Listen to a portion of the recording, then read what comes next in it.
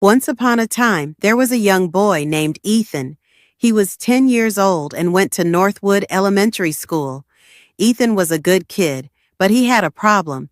His family didn't have a lot of money, so he had to wear mismatched shoes. One was a brown boot that was worn out, and the other was a faded blue sneaker. Every Monday, when Ethan went to school, he felt a little scared. He remembered the mean things some kids had said about his shoes the week before. "Look at his feet," they'd whispered. "Why doesn't he have normal shoes?" It made Ethan's tummy feel tight. During playtime, a group of boys, led by a loud boy named Mark, would tease him. "Hey, Ethan, did you get dressed with your eyes closed?" Mark would laugh, and his friends would laugh with him. Ethan would feel his face get hot and red. He just wanted to be left alone. He'd try to walk away to the quiet part of the playground near a big old tree, but they would often follow him, making fun of his different shoes. "Maybe one of your shoes is lonely?" another boy once said, nudging Mark. They all thought it was very funny. Ethan would clench his hands in his pockets, wishing he could just disappear. He liked learning at school, especially about stars and big dinosaurs. But the teasing about his shoes felt like a heavy weight he had to carry every day. One evening when Ethan got home, his mom was making lentil soup. It smelled warm and good in their small kitchen. Ethan felt a little better being home, but he was still quiet. His mom saw that something was wrong. She knelt down beside him and asked, "What's the matter, sweetie?" Ethan hesitated for a moment, then the words just came out. "The kids at school, they make fun of my shoes." His mom took his hand in hers. Her hand was warm and gentle. "Oh, Ethan," she said softly. Ethan saw a sad look in her eyes, and he knew it was because they didn't have enough money to buy him new matching shoes right now. His dad worked hard at his job, but things were still tough. "They don't understand," Ethan mumbled, looking down at his feet. "No, they don't," his mom said, "but what they say doesn't change who you are, Ethan. You are a kind boy, and you are smart, and you have a very good heart. Those are the things that really matter." But the teasing at school didn't stop. Ethan started taking different ways to school so he wouldn't see the kids who were mean to him. He ate his lunch by himself, pretending to read a book so he wouldn't have to talk to anyone.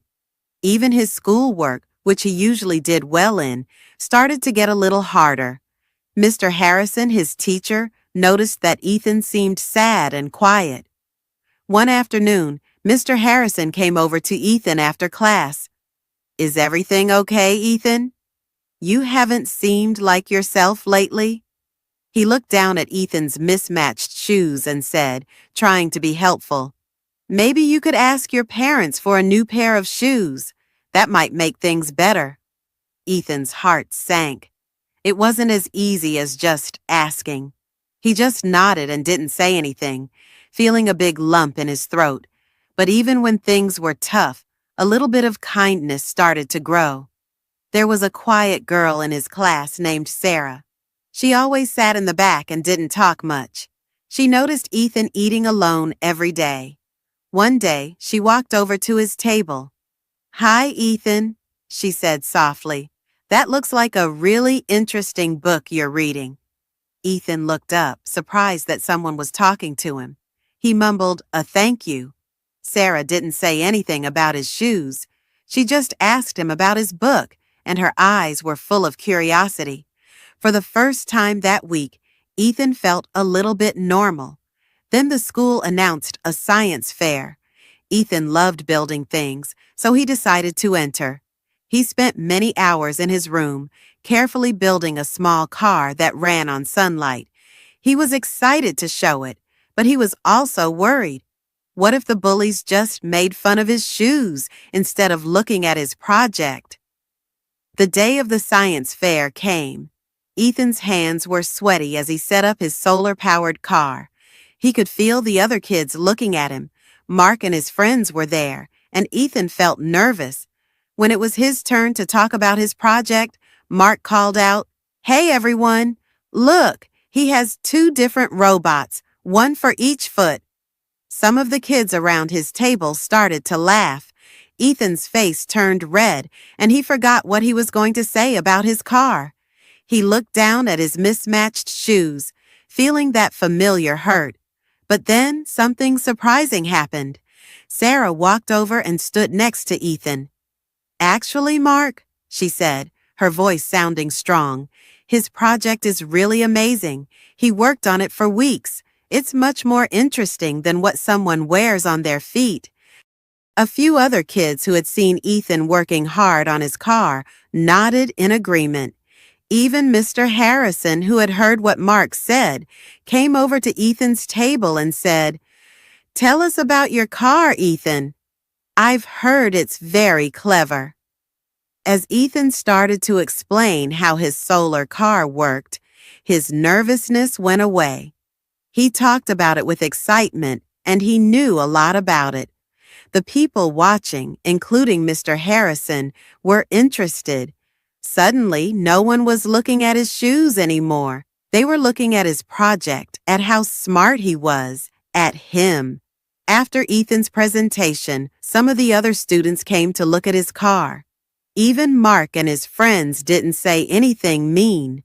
Sarah gave Ethan a small, kind smile.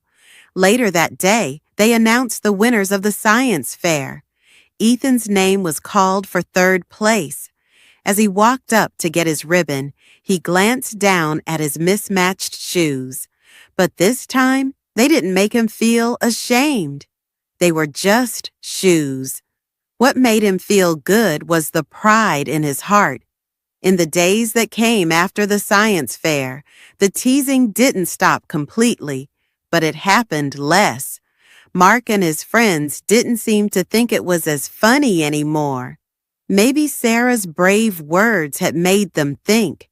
Maybe Ethan showing how smart and talented he was had made them see that there was more to him than just his shoes. Ethan kept wearing his mismatched shoes when he needed to. They reminded him of a hard time, but they also reminded him that he was strong. He had learned that what other people thought about his shoes didn't change who he was inside.